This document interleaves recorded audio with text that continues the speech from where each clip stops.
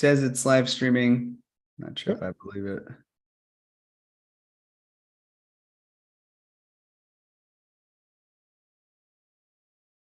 All right, guess we're live on YouTube. Awesome. Man. That's exciting. What's up, Corey? Can you tell everyone who you are, what you do, and where you do it?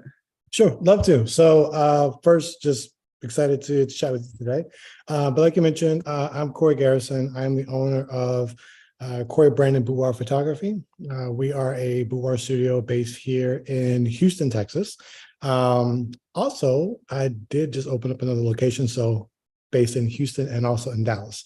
So I gotta get used to saying that because that's kind of like a new thing there. But yeah, that's who we are. Yes, which you're gonna jump right into it, I guess. But yeah, tell me about that. So 2 locations. What caused that? So what caused it was basically just geographical. One of the things that I noticed, I'm originally from Baltimore, moved to Houston in 2019. So we've been Houston based for a couple years now, right?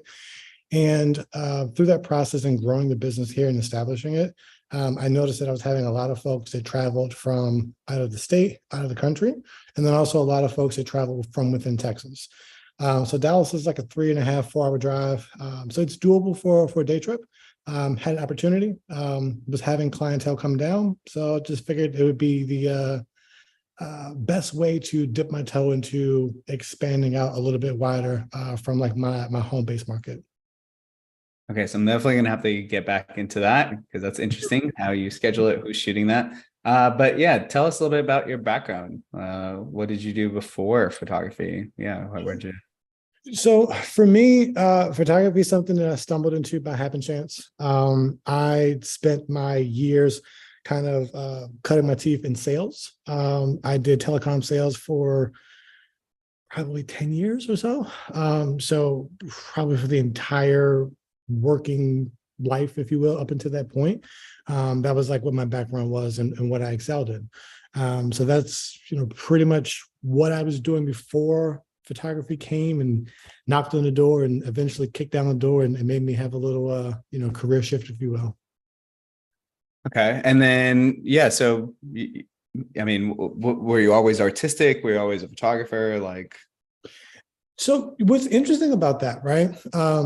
I believe that you find things out maybe later on, right? Like when you get a chance to reflect, right? So if I had answered this question a year ago, 2 years ago, I would say, oh, like, I like to draw as a kid, but like I never really expressed a bunch of like, artism or, stuff like that. But what's really interesting is that photography was something that was kind of always in me. And it just took the right opportunity or the right moment for like that calling to come out. So like my baby pictures, Alberto, like my dad took my baby pictures, right? Like my dad was a professional photographer, right? And like it never clicked when I started my journey that like, I'm doing something that like my father had done. It never clicked on me that, I remember taking a photography class, a film photography class in high school, right? And being excited about like that process. It never clicked that specifically speaking about boudoirs, that I've always appreciated the human body. So like I love going to like art museums, like you see the sculptures and things like that, and like I've always just been fascinated with that, right? Like just the form that we take physically and the art and being able to document that. So I have come to that realization or that conclusion through the journey, but it was one of those things where I was being guided subconsciously, and it took for me to kind of like sit down and like think about everything to see like, hey, like these little these little embers into this fire were sparked at different points in my journey before I kind of was conscious to put it all together in a sense. so obviously you've gone a long way in your photography career, mainly because number one, most people don't have 2 locations. Most people don't even have enough business to really run one full time. So like walk us through the contrast of like when you first started, how did you run your business and how did you get to where you are? Okay. So I'm going to tell a little story, if you will, right? So when I first started, it wasn't something that was intentional for me to do this genre, right? So like all of my research and my planning and everything else was like, I'm going to shoot portraits, I'm going to shoot weddings, all that stuff, right? And for me, kind of how it happened in a sense was this was a genre that kind of kept finding me, right? And kept kind of coming around and coming around. So I'm sorry, I got lost in the story for a second. Repeat the question. I want to stay on back because I was getting ready to like go way left. I was like, let me reel it on back for a second. Give it to me one more time. Yeah, how did you go from like beginning? What was business like when you first Gotcha. Gotcha. So for me, I didn't know a lot, right? So I would say my story is probably average like a lot of folks. I was shoot and burn. I was very nervous about what I was creating, because I didn't come into boudoir knowing how it worked, or kind of what it was about. I was like, hey, I'll just shoot you for a couple $100, right? Like, 250, 300 was like my go-to price at that point in time, right? And that pretty much included the entire show.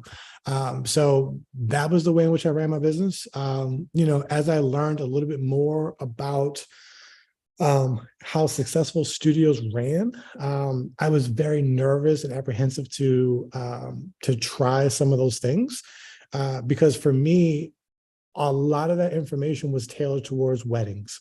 And I didn't know that if you can use those same concepts towards boudoir.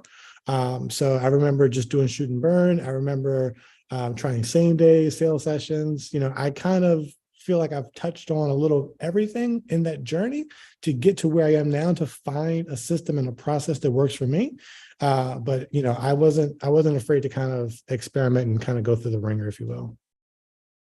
Yeah, and it's I mean, you've done super well with it. I guess tell me, how did you even get into boudoir initially? And by the way, I know for a lot of guys, a lot of times the people we coach or the studios we have, a lot of the concerns are always, hey, am I going to be able to do as well as a woman? Seems like a woman's genre. Are they going to be comfortable with me? So yeah, how do you navigate that, and has it affected you? Okay, so great question. I love the fact that you brought it up, and I want to make sure that I take the time to drive this one home, because when I was early in my journey and my process, having someone to relate to would have helped me out tremendously, right? So for me, the way that I got into boudoir photography was, it was a genre that just kept finding me. So literally my first client that I shot was like a family session. Everyone's everyone's home for like Thanksgiving. They've all got the same matchy outfits on. We're doing all the typical cheesy like family portraits, right? And the moms who booked me, and she had daughters that were in my age and like a couple years older. One of her daughters was pregnant with twins. So after the family session was over, she was like, hey, would you mind doing a maternity session for me and my husband? I'm like, yeah, sure thing, no problem, I'll do that. And I can laugh on it now, but like, she goes up to change Umberto and she comes back downstairs. And like, if you just like Amazon, like lace, dress, or like black lace, robe, like she comes back down in that. And it completely like rattled me, because I was like, okay, wait, like she's like halfway naked, like I can see her. Like as a photographer, I have to look at you to take your picture, but like, how do I navigate through this? And it made me like really uncomfortable, right? But I was still excited to do it because, again, like I mentioned about loving the body and loving the creation, like I was really excited that they trusted me to capture this, right? Because then, as far as I know, that was like her last pregnancy, to be able to capture that with art. And I did that. Went ahead, was running my wedding business, trying to get that off the ground. And I just kept having people, come to me with these type of sessions. And I didn't have a word for it, didn't have a name for it. I thought that, I'll do some milk baths and some roses, and that'll be great for Valentine's Day. And maybe I'll do it again next year for Valentine's Day, but no one's going to want it after, February 14th, right? Like this is like a seasonal thing. And for me, I was trying to find something that made me happy. And I thought weddings would make me happy.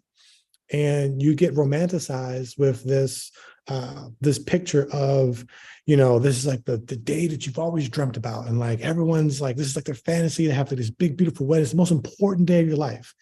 And, and I'm quite sure you know because you just work with so many photographers, but like you're busting your ass for 12, 14 hours, right? I'm glued to my bride. Like my eyes are like wide open. I'm capturing everything. I'm delivering galleries with like a few hundred images in them. And, you know, my clients were appreciative of the work that I put in, like the sweat equity that I put into it. But I just didn't feel that the work that I was creating had that impact that I wanted to, right? And I think as artists, we are a little selfish in that sense that like we want our work to have meaning because like it's our baby, right? Like we create this and we give it to you, right? But we want to know that you know you value it with money, but you also value it with what it does for you. And for me, as boudoir kept knocking and kept finding me, I realized that you know I could do 5 of these sessions in a week, and I could only do maybe 1 or 2 weddings in a week, right? Because it was just so physically demanding.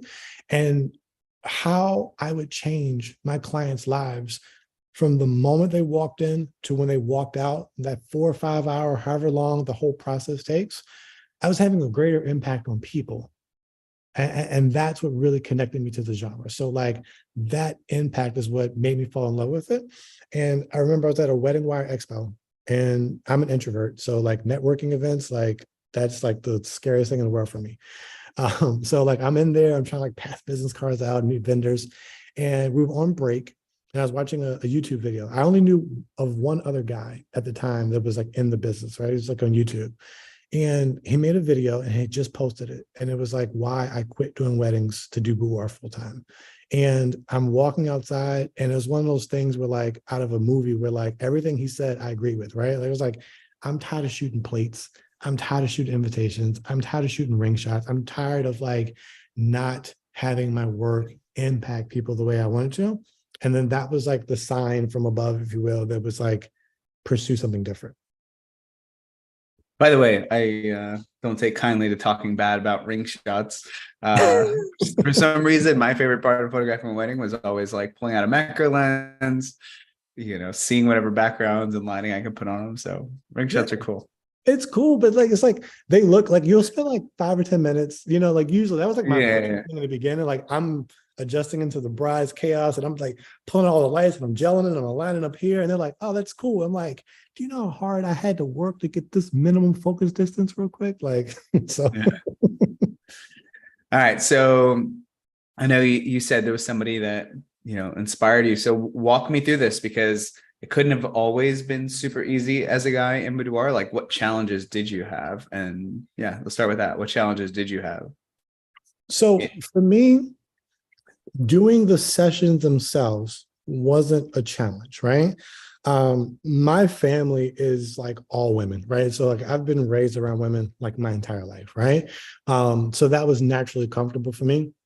It wasn't like I mentioned it being a little scary, that first client, but that was mostly because like her whole family is around. So I was like, okay, wait, this kind of caught me out of left field.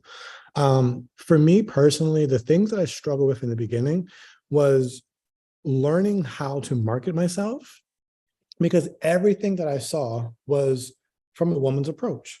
And as relatable as I want to be, as relatable as you can be as a guy, you can't do girl talk, right? Like, so when you're seeing all these studios and all these brands that are positioned around, just like, girl to girl, I can't emulate that. So I had to find the concepts that they were doing and try to figure out a way that I could make it my own or make it unique to myself. Because at the end of the day, are there some people that won't shoot with me because I'm a guy? Absolutely, right? Does it affect me? It doesn't, because they make that decision before reaching out, right? Like no one gets to like a consultation call like, oh, your voice sounds like a guy. I thought you were a lady. I'm not going to do the shoot, right? So they kind of weed that portion out on the front end. Other things that were challenges for me was honestly like just finding someone to help cut that learning curve, and just some type of positive reinforcement. Like I remember, and I'm quite sure we'll touch on this later on in the talk here. But before I stumbled across you, like if you scroll up in our Facebook messages, I'm like, Berto, can I do this as a guy? Like, don't lie to me. Like, tell me if I can do this, because I came from a previous educator or previous course, whatever you want to call it, and literally to mask for this person's failure, and I'm not going to speak ill of someone, but I'll just give you the facts.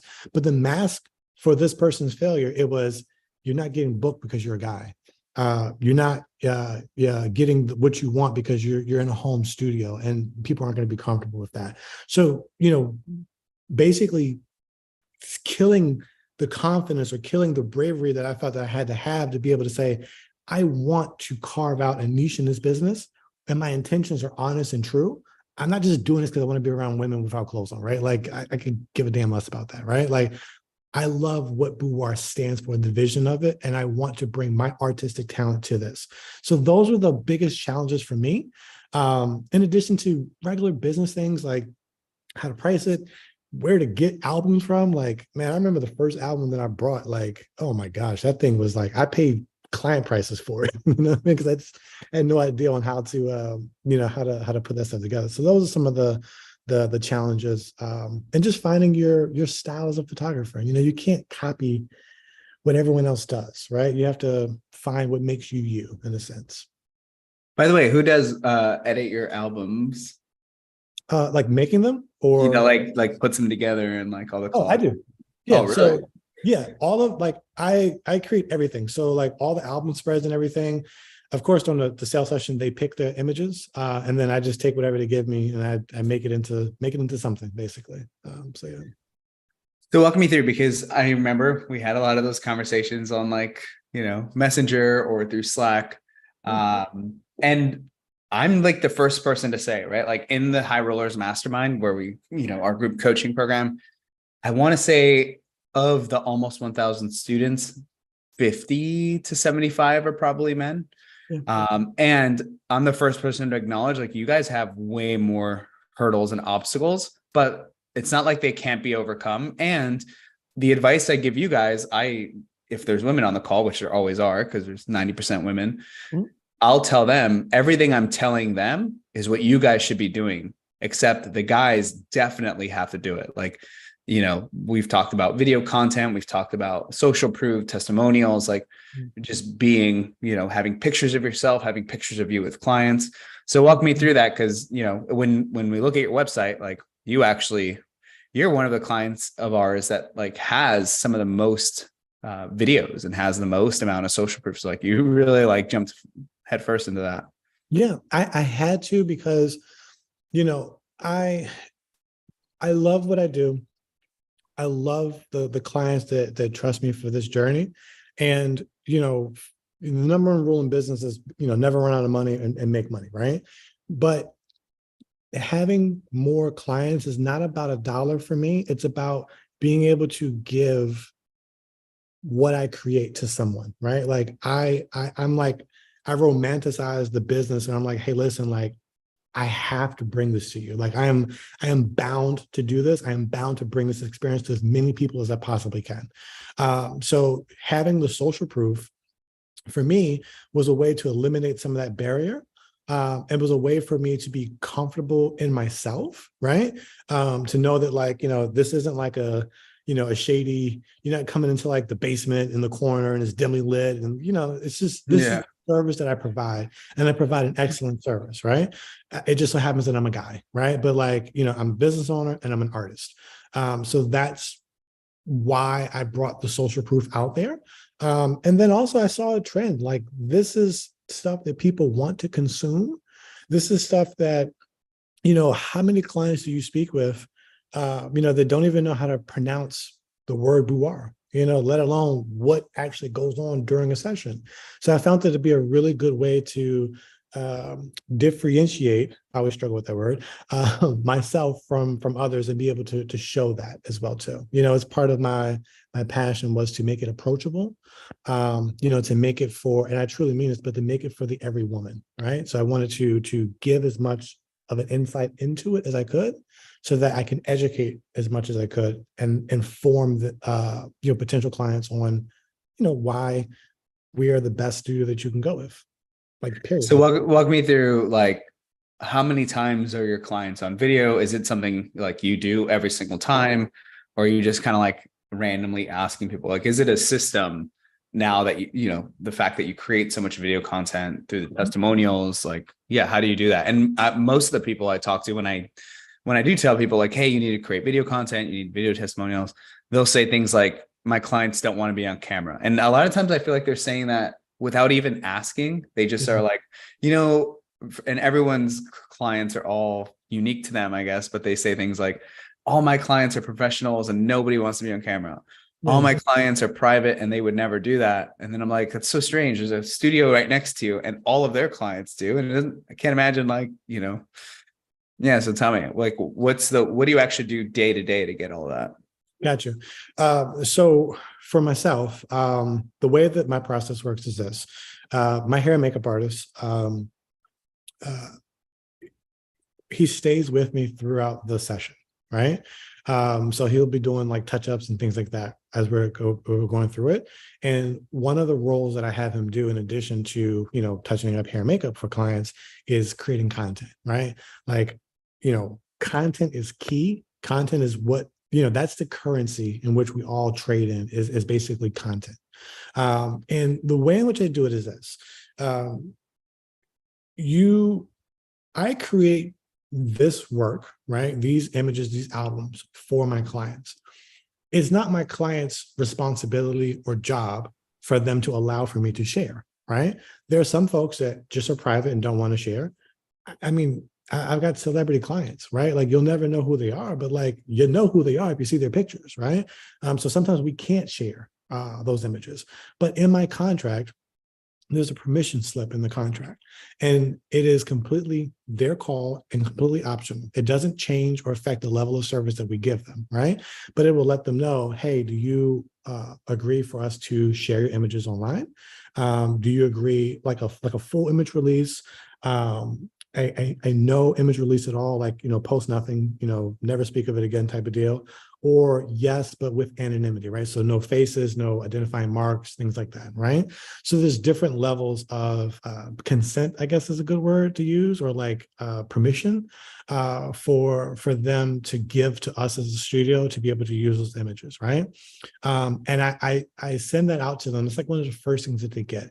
So I never want someone to feel like they come to the studio and they have to do this. Like, you make that decision. We honor and we respect that, whatever it is.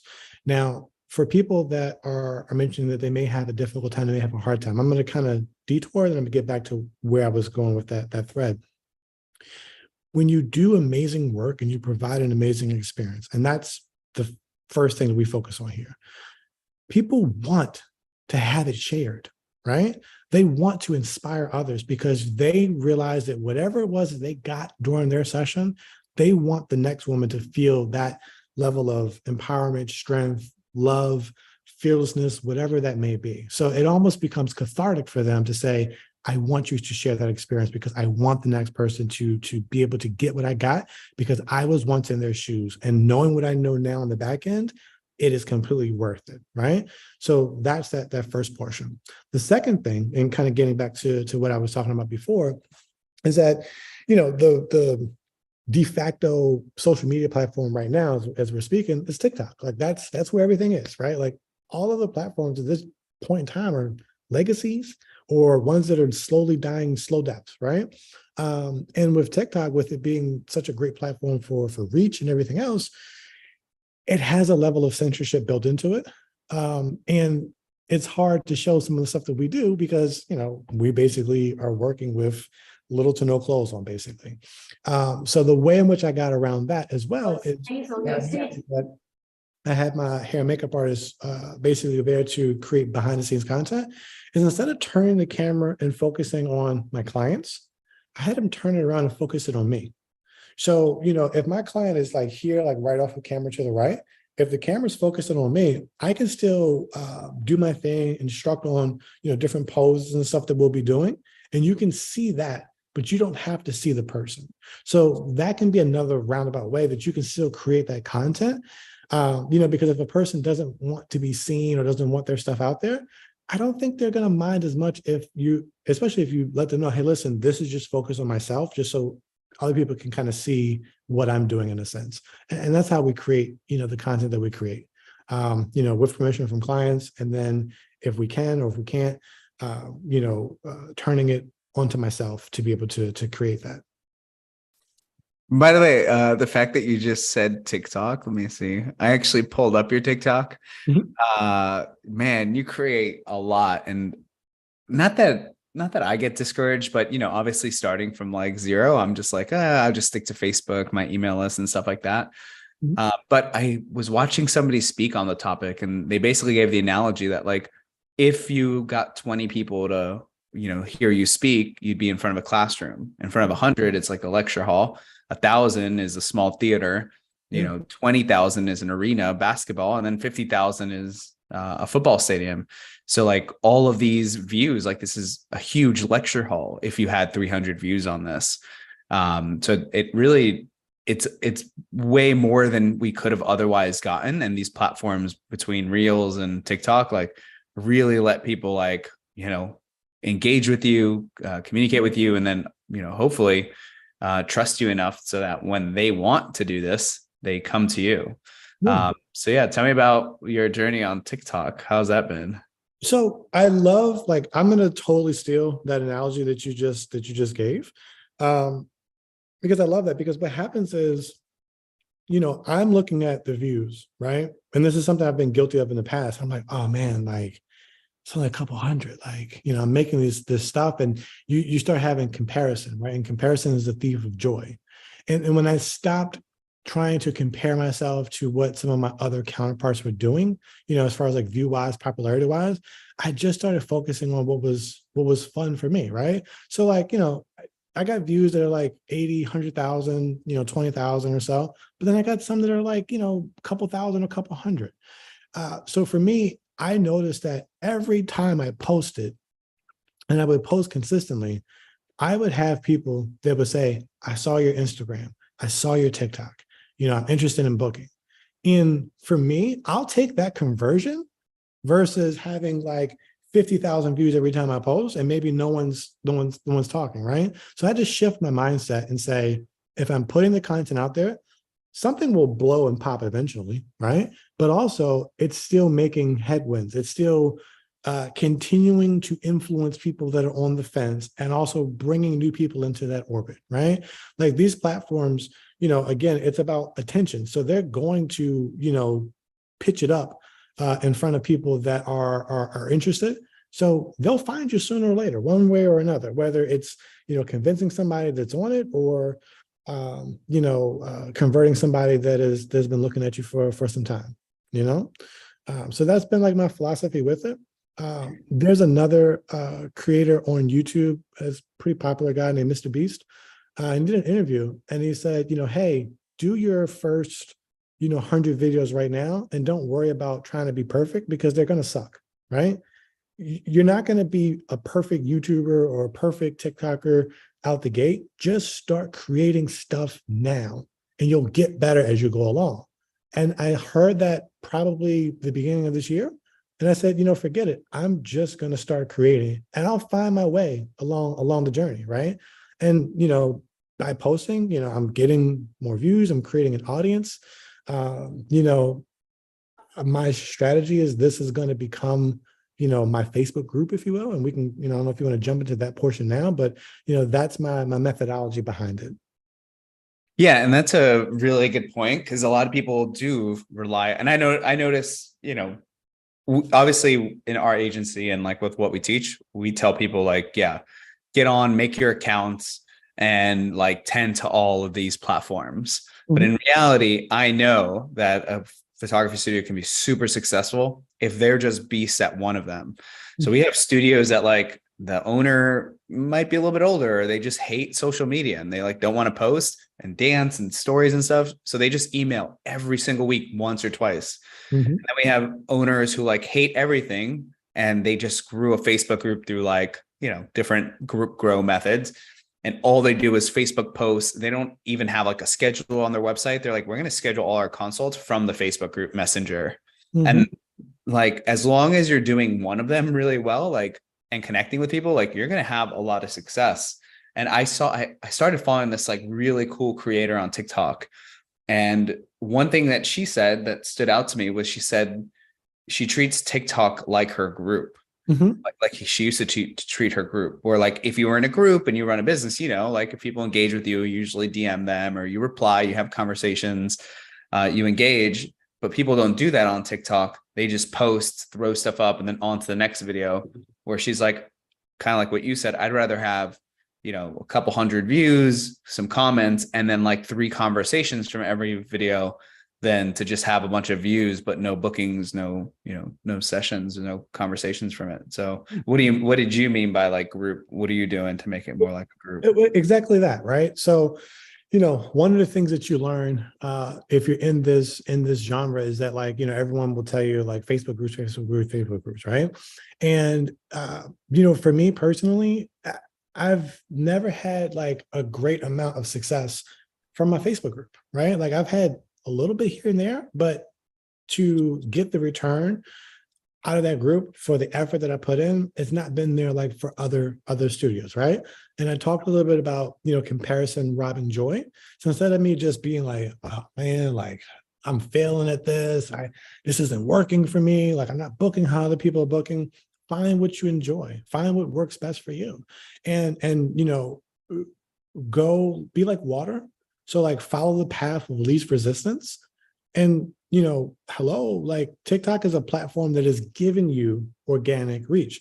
Every other platform is constricting or restricting that, and with the intention to take you towards paid reach, right? Because this is how they make their money. They're advertising platforms, and we are the product, right? So when it comes to how I'm using that, like I can directly have a conversation with, let's say my videos on average are getting 300 views right now, right? Well, that's 300 people that like my content. I don't know how many with the percentages of returns, but for simplicity's sake, let's just say it's the same 300 people, right? They're starting to get to know you, right? Like when you put yourself out there and you put yourself on video, you can't hide behind, words of an email. You can't hide behind like these extremely manufactured images of yourself, right? Whether it's like posting the perfect selfie or like curating a timeline, like you're just being yourself. And that authenticity is what draws people to them, because in our business, we're asking people to be vulnerable with us, right? Like doing a session to do a session is to be vulnerable. So if I can't be vulnerable or quirky or me or just however I am in my face-to-face interaction, how can I expect the same for someone else to give that to me if I'm not willing to meet them there, basically? So I just use that as just a way to talk to my closest friends that I don't know all their names, but we follow each other, so that's like my thought process there. Okay, so talk to us about, obviously me and you met through the High Rollers mastermind.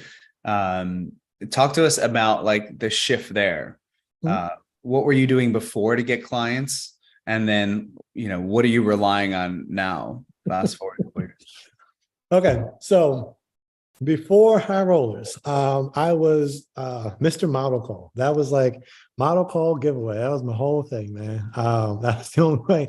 I run one every month and give away 3 winners and hope that one of those 3 people would buy something, right? I was like, hey, if they don't buy anything, I'm building a portfolio. But if they buy something, then I'm proving the concept that it's going to work, right? Heck, man, like, dude, I was using Thumbtack. Like Thumbtack is like what launched my photography career in a sense, so like advertising on there or playing the local Facebook group game. Like, hey, I'm looking for such a photographer, and like you're competing with like 50 people or like, tagging their thing like me, I'm that. And then like, DMing that person and kind of going from there. So like that was my marketing angle, if you will, or like how I was driving clients, like I had very small goals, man. Like if I can do 3 shoots in a month, that was like a successful thing for me back then. Yeah, but I know this is highly debated in a lot of photography groups, but like a lot of people talk really bad about like doing free work and doing model calls and giveaways. And for me, I'm assuming back then you were kind of beginnerish at it. Like the level of work you did is not what it is now. And like I look at it as like, if you're in like an art, if you're an actor, if you're an artist of some kind, like you got to kind of like earn your chops somewhere. Yeah. And you're not just going to be able to get a $10,000 job just because you bought something. So I actually think the model calls and the giveaways like are just like an expedited social media, like a faster way of like getting all that experience under your belt. So like walk me through that. Like was that on Facebook? Was that in like group posts? Like what did you do to like get those? At that time, I was very, very new in paid advertising, so like Facebook posts. So I was dabbling in that, but it was mostly like boosted posts. It's like I Mhm. don't even know ads manager. I was posting on like my Instagram, and just like word of mouth that way. Like I literally like I. And it's funny that the way you worded that, it kind of took me back for a minute. I had to like kind of put myself back to like 2016, 2017, Corey. But like it was literally like $10 boosted Facebook posts, with like the most minimum targeting, on Instagram or on Facebook. And that's how I did it. That was what drove everything in from the very, very beginning. I did a lot of like TFP, like trade work, just so I can have stuff to show in a sense. And that's what I did. That's how I gathered those folks together, basically. Yeah, that's really interesting. So from the model calls, from the giveaways, now what? Because obviously you went through the high rollers, and then like what did you start implementing that made it so you didn't have to run high roller or sorry, giveaways? Mhm. So now I still run. I usually do like one a year though, right? So like, now it's like an event, if you will, right? But like back then it was like every month is like a new one, right? So some of the things that I implemented to kind of change the business, I would say it's a two-part question. It's like what you do on the field and then what you do in the classroom, right? So the classroom portion of it was, um, excuse me, building a website, right? Building the social media portion of it, right? The social proof is what I meant to say. So like my Google reviews, the website, the portfolio, stuff like that. As far as how I go about acquiring clientele now, that is going to be um, heavy, heavy through Google ads, Facebook ads. I've been blessed to be able to get a lot of word of mouth. Like people will say, "Oh, you shot my mom, or you shot my sister, or you shot a coworker of mine's." So that has been like my main avenues, if you will. Of course, like by running ads and social media things that are having like those capture forms, you create an email list, you create a text messaging list. You have people in your pipeline, in your funnel, if you will. So those are the main things. But I would say my business like lives off of paid marketing, whether it's Google, Facebook, like that's like my jam. It's funny when I was pulling up your Google, I just Googled your name. One of the blogs you wrote for us showed up. Uh, you Listen, remember you remember one of the blogs you submitted to us? How to grow. uh, how to grow it? Uh, Yeah. yeah. Oh, you know what? I do. Man, I think that was like pandemic time when we wrote that. But yeah, I do. I do remember that one. Yeah. Yeah, Yeah. that's pretty cool. And it's really thorough, actually. Actually, it's a really good resource because I'm sure it was a snapshot in time because like you like went all in Google ads, Facebook ads, pixels, like you posted screenshots of your analytics, Yeah. everything. And by I'm sure all this has improved since then. So like actually walk us through like, how has your business grown or like where were you at last year and where are you trying to get next year? Okay. So how has the business grown? So last year was a very interesting listen, we all have gone on this journey together from 2020 through now, right? So like this 3-year window has felt like 10 years in some capacities.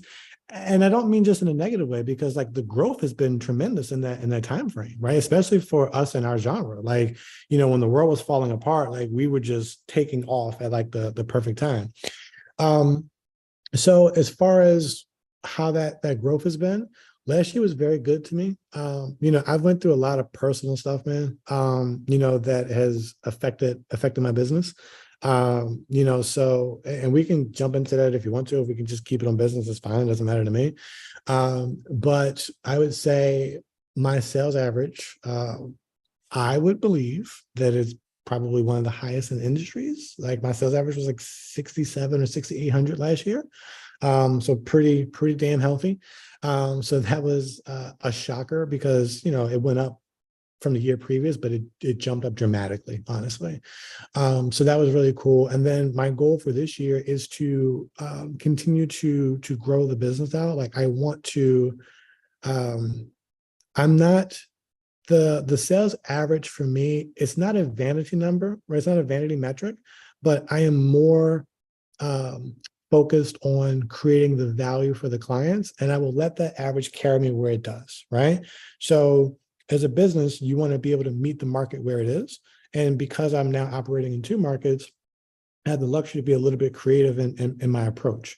So yes, I still expect to have and maintain a high sales average, but I want to increase, the number of bookings. So like I have a goal this year to shoot 100 clients, and I have a stretch goal to book 150 in this year. And that's what I'm focused on. And my focus there is because I want to change 100 lives. So like I'm not focused on the money, on the dollar amount. That stuff will come. If you put out good, if you do good work, people will respect your work and they will pay a premium for it, right? Because I'm priced at a premium. But I am so focused on delivering, the gospel, if you will, of what this session is and what it does and what the experience with myself in the studio creates. Nice. So how are you going to get there this year? So this year is exciting. I am growing the team, right? So I am adding on some creative business solutions as far as continuing to schedule calls, having sales reps to book the calls for me, in addition to me doing them myself. I am doing expos for the first time, so that'll be an exciting thing, if you will, but also just growing the team in all facets.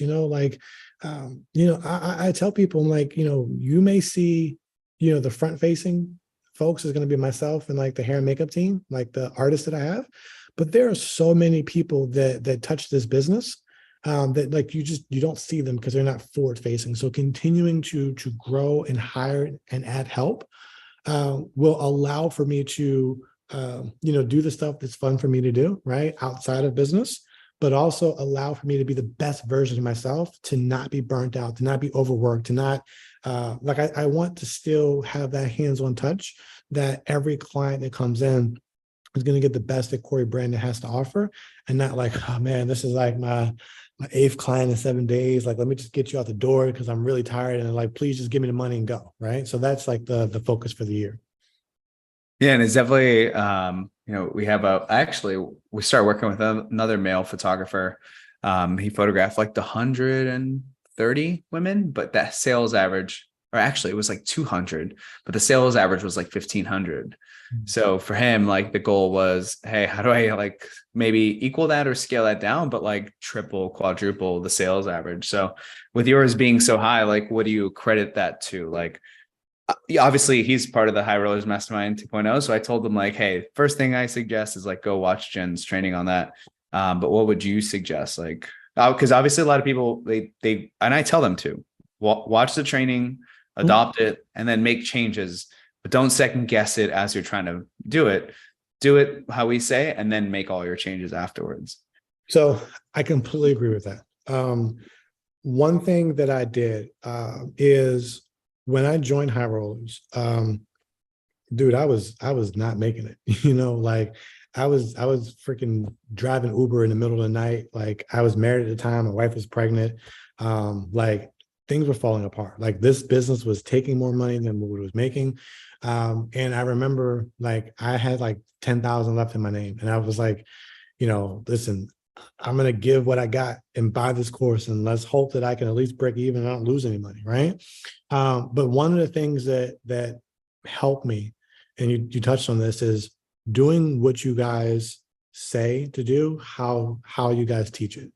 And, like if I can just kind of plug the work that you guys do, right? So whether it's your specific agency or whether it's High Rollers, is that, like Umberto, dude, like you're so freaking smart and talented, man. Like, and I'm not just saying that because like I'm on here with you. Like you're like the real deal, man. Like you're that guy when it comes to it, right? Like you walk it, you live it, you research it. Like all of those things. So, and the same goes with Jen, like she walks it, she lives it. So when you have, these two great minds that have coming together and that are educating on how to do it, and you guys don't hold back. It's not like this, behind the doors, like what really works. And we just give you like what worked 2 years ago type of deal, right? Like you guys are dynamic in your teaching.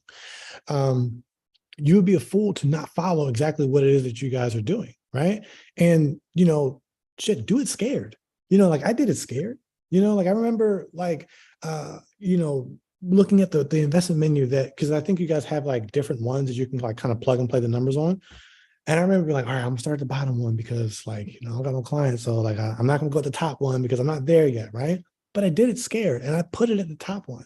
And when it comes down to it, it's like people will pay whatever you ask them to pay, right? If something costs $1, they're going to pay $1. If something costs $1,000, they're going to pay $1,000 for it, right?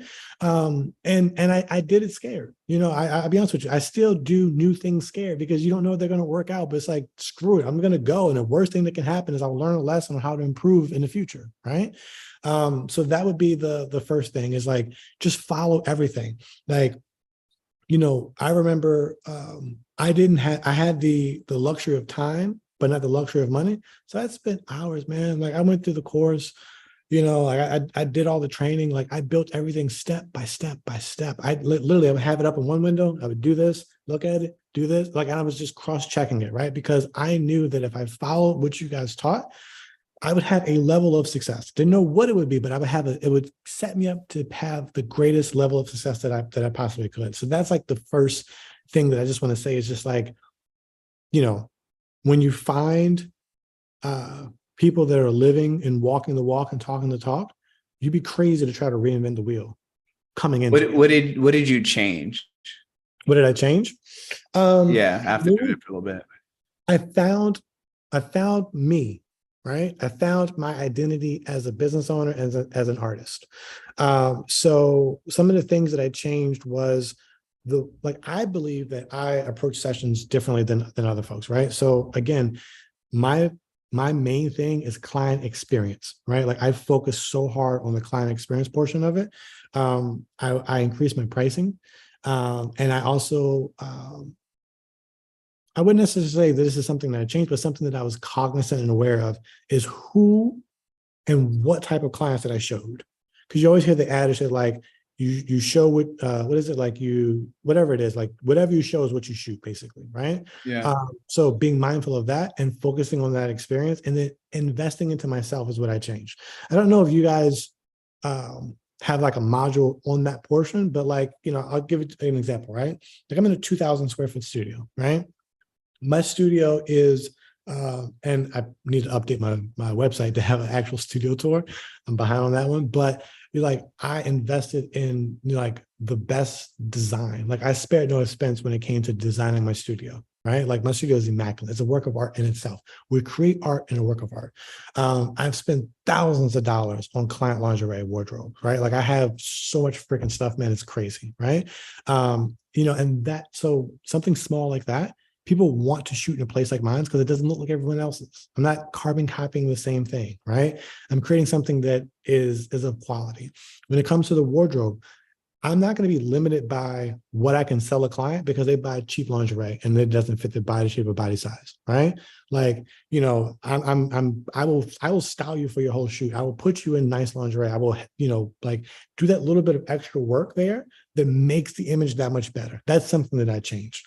I don't care how long it takes when we're doing the session. We move at a pace and speed that's comfortable. Like those are like some of the things that are like, they're soft things, if you will, that I've changed. If you want like a hard thing, I would say videos, right? Social media, staying out there, pricing, scripts, and then my voice and how I want the studio to be presented and what I want you to see.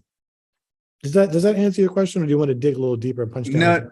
No. Yeah. I guess I was asking specifically like on the price list, were there things that you changed from it? Because I know a lot of people aren't comfortable. They're like, hey, I'm confused by this. I didn't like this. I changed products. Yeah. So for pricing, I got rid of print credit, right? I looked at it that one thing that Jen says, and I feel the same way too, is like, we give you print credit because like I want you to hang my shit on your wall, right? That's what she says. And I think that's great. And I love that portion. But what I noticed is when I took out the print credit, it did not lower my sales average, right? It increased it, which was interesting. And it lowered my cost of goods, right? Which means that I was being more profitable, right? Which means that I can invest into myself, into the business a little bit more. I added in a 5-figure package. So, I bumped up to 11.99 is like my top end. I eliminated my floor. So 11.99, like 12,000. Yeah, 11,999. Okay, it's 12,000. Mhm. I eliminated my floor. So like, my collection started 3. So like, yes, I still have a loss leader, like $1,000 loss leader, but it's not a collection. And yeah, I was willing to tweak some of my deliverables. I don't do 8x8 albums. I do 10x10 and up. Um, I don't do 8x12s or 12x14s because they cost too much to create. Those are some things that I changed. I switched vendors for my wall art because the vendors that I was using, they're fantastic. But it is a pain in the butt trying to opening up that package. It takes forever, it takes too long. And I found somebody that was significantly cheaper as well too. I eliminated some of the bloat.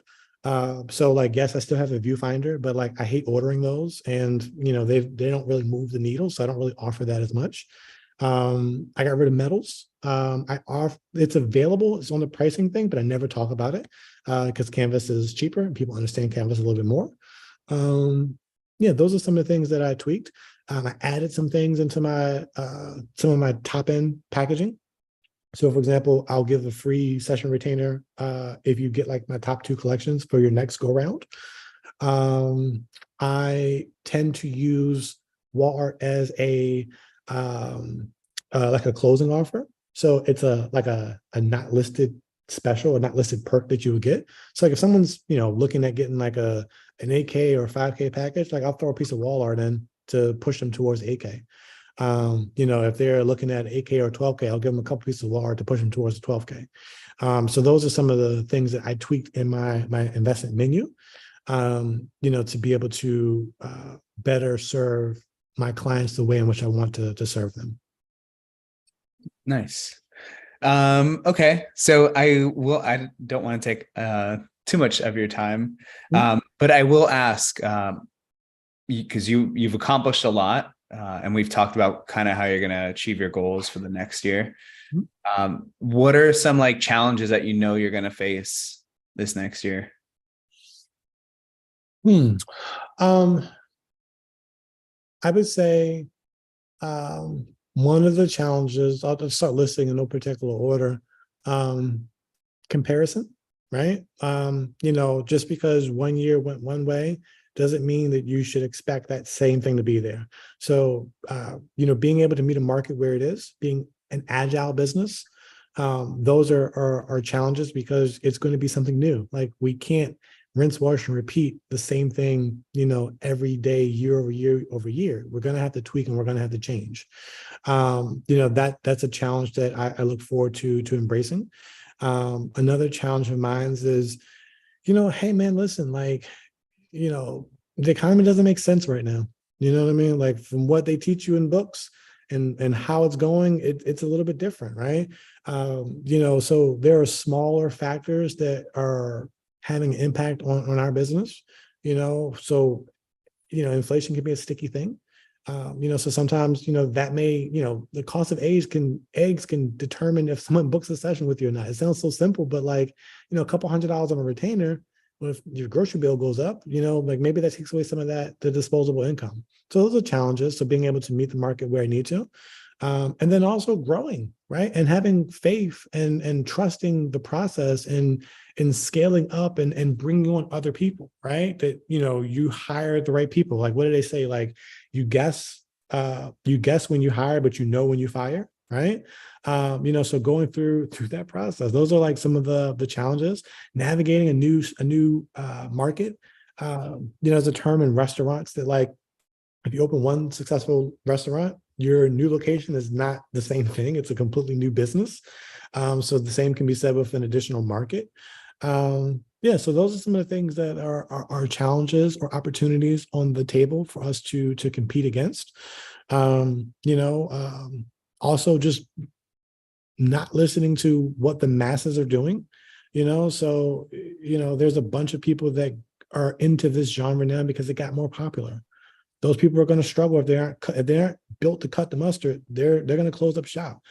I'm not going to listen to people that, you know, aren't more successful than what I am, or listen to people that aren't doing things the right way. So I'm not going to let people's negativity affect my business trajectory. So those are just like challenges that they can be that are on that horizon, if you will, to be able to navigate through those. Sweet. Is there anything else you'd want to share? Anything something people don't know about you? Anything? Okay. Because by the So way, I had no idea that you were driving Uber. I did not know that. I ain't telling nobody. Like, oh no, I told not a soul. You kidding me? I was started like midnight. I was like, imagine it's so I can laugh at it now, man. But like I knew three people when I moved to Houston. And I was like, these people will not know. I'm gonna drive at midnight. No one's gonna see me, right? I'll be in and out. I'm a very private person.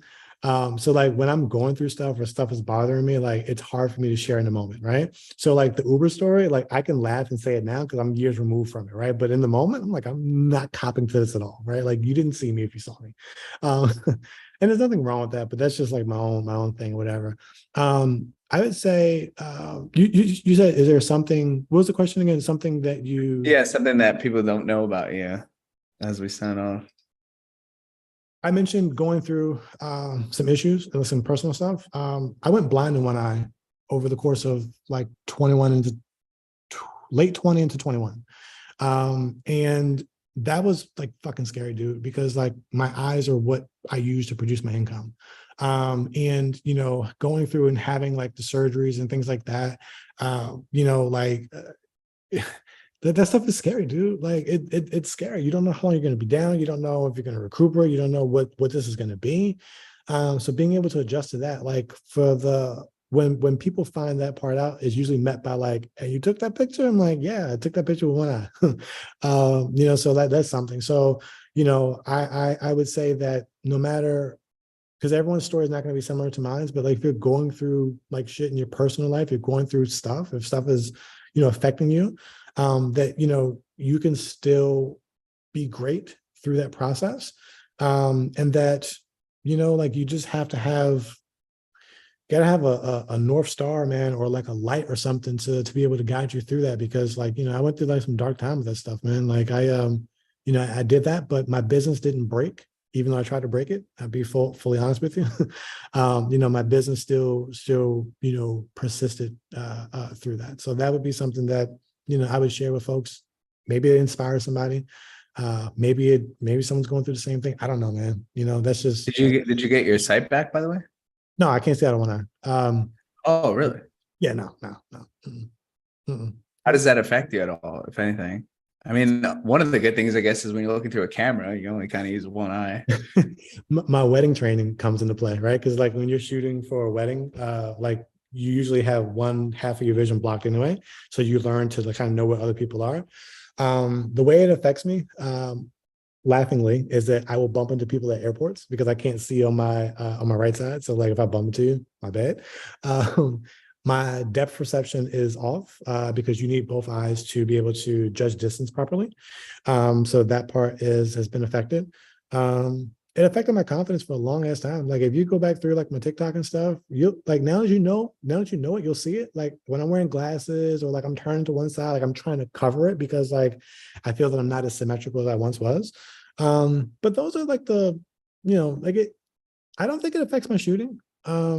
I could be wrong, but I don't think it affects my shooting. No, I mean, I shared your website earlier. Like, you definitely have, you know, way above average, like extremely high percentile work. So I don't think, yeah. And by the way, you did an amazing job with the website and everything you did build.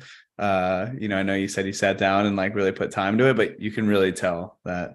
The other good thing about everything you've done is like all of it, a lot of it is like evergreen. So you built it once and then you maintain it. So like all the videos you talked about, the site, all the social proof, like you've just, and all the automations, like all the ads, like a lot of what you've done, like just kind of carries over. And like every year probably gets more streamlined. I know it is for me in my business. Like sometimes I'll go months or years without like updating some things, but like it's fast and easy to update. And it's Yeah. just cool to know. And I basically have the mindset of like anything I have to do more than once has to be automated. I mean, So yeah. anything from like an employee is going to onboard and I need to, get them to do something, boom, automated. If I sign and sometimes I'll find myself doing something like more than twice, right? Like sending them an offer letter or like, you know, and for anything, this is anything that a new client signs on and they don't know exactly where to do this. So like, I've just automated every portion of it. So like, it just removes that much work because I know I'm going to be doing those things over and over again.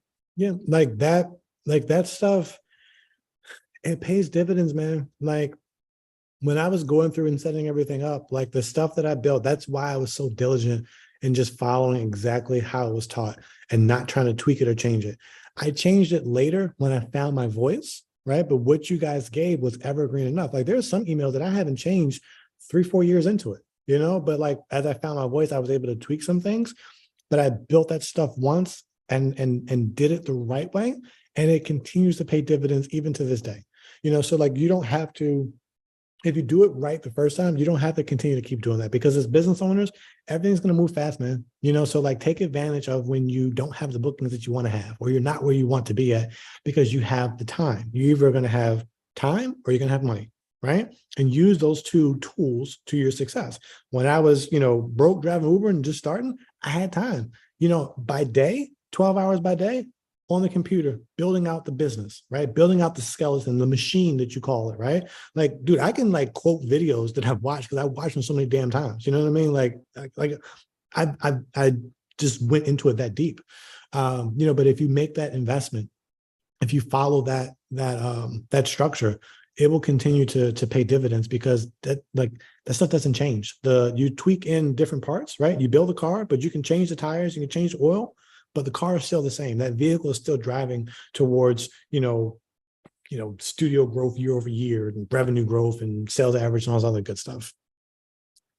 Sweet. By the way, this has inspired me. You're probably, for those of you watching, you're probably going to be the first chapter in the book, just because what you did share about your struggles and stuff. So I think it's so easy to just, my background's in the military. And I've done I actually had somebody DM me on Instagram and they were like, hey, I want a side hustle. They make 6 figures. A good friend of mine. And they were just like, I want more in life. Like, what did you do to become self-made, kind of thing? And I basically just said, I don't know. But like one thing that happens to me is like, I always am the best at everything I do.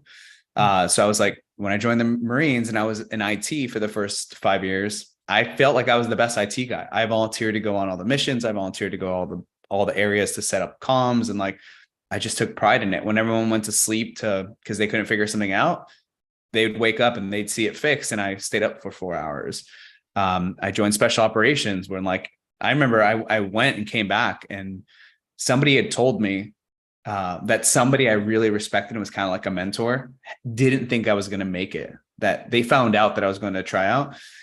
And that his response was, Umberto's too small. Like he's cool and everything, but he's not built for that. Yeah. The first thing I did when I came back, I went to his office and I was like, did you hear? And he was like, yeah, I heard. I knew you would make it. And and in my head, I'm like, no, you literally said I was too small. I wasn't going to make it here. And there were guys like when I showed up that looked like GI Joes. There were guys that were just like ripped 6-packs, like look like the dudes in the movies. Like when you see like action heroes, like just jacked. And I remember like when I got through the tryout, I was like ranked number 6 out of 100 something. So it was like 100 guys are all like peak physical condition. And I was ranked number 6. And I didn't do anything special. I wasn't from that community. So I literally look back to the time and all I did was just work out every day, swim every day, every 3 days, maybe every 2 days, I'd hike 3 times a week. And I just did that for months before I went to the tryout. And I remember like talking to people what they did to prepare and like, not much really. And I was like, damn, like you guys had all this heads up. We had to go through all this like paperwork to get here. We knew we were going to get here. And like, all you had to do is just put in a little bit of work over a long period of time. Yeah.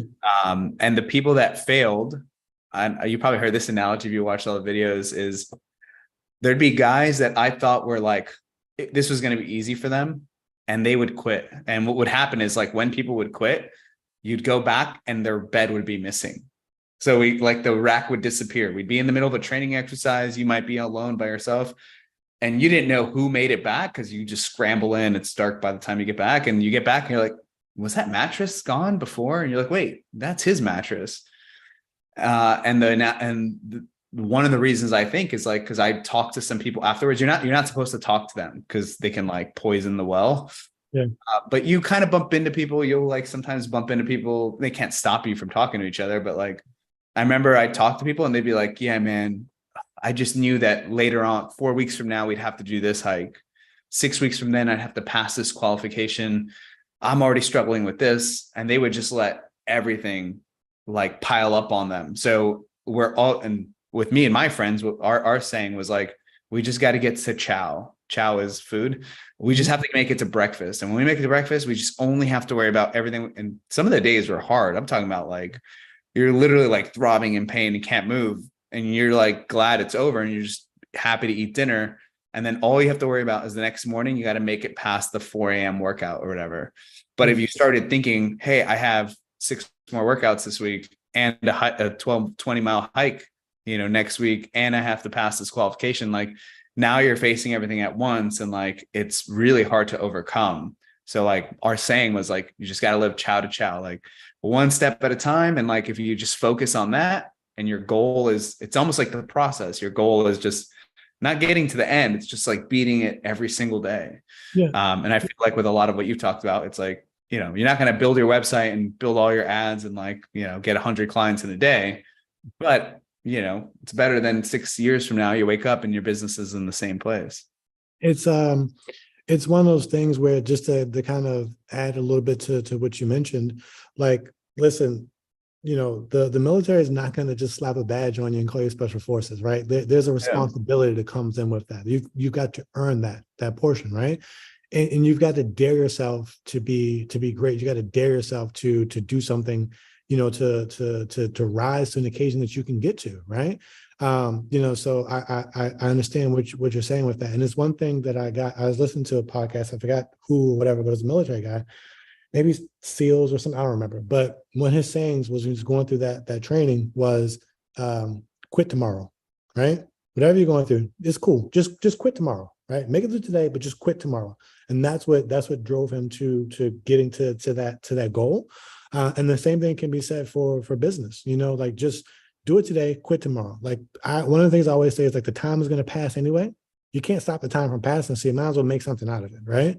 And then you're right, like, those small incremental, things, like getting that, all this stuff is cliche, man, because it works. Like, success does not reinvent itself. It's been around for thousands of years, right? So, like, getting 1% better every day, like, making that progress will get you towards that goal. So I think that's 100% true for business. And just do your own journey, like, do what makes you happy, follow your own path, follow your own journey.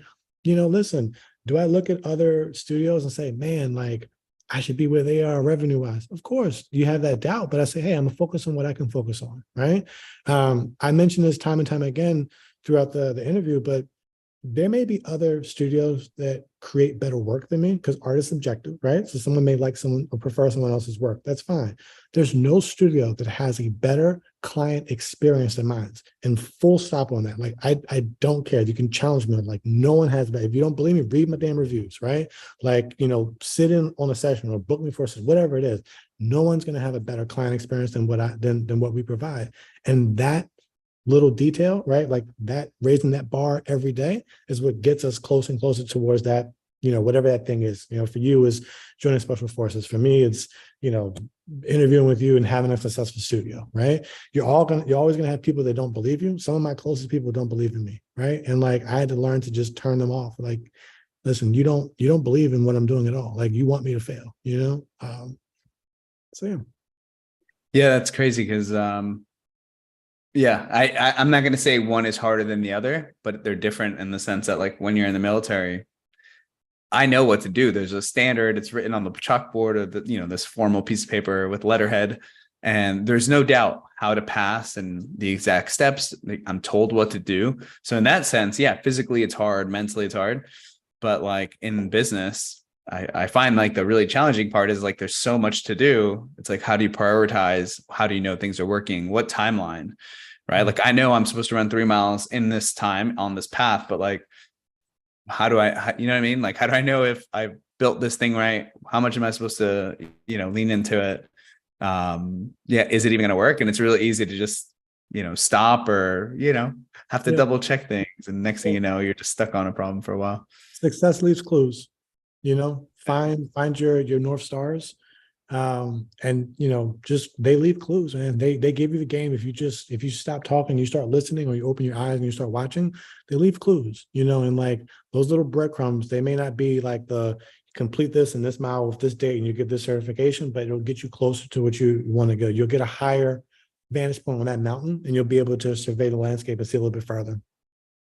Speaking of which, that actually gives me an idea. It's like, why don't we Mhm. create that?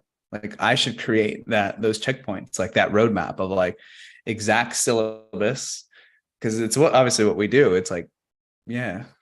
Yeah, no, All right, 100%. that actually is I'm writing that down.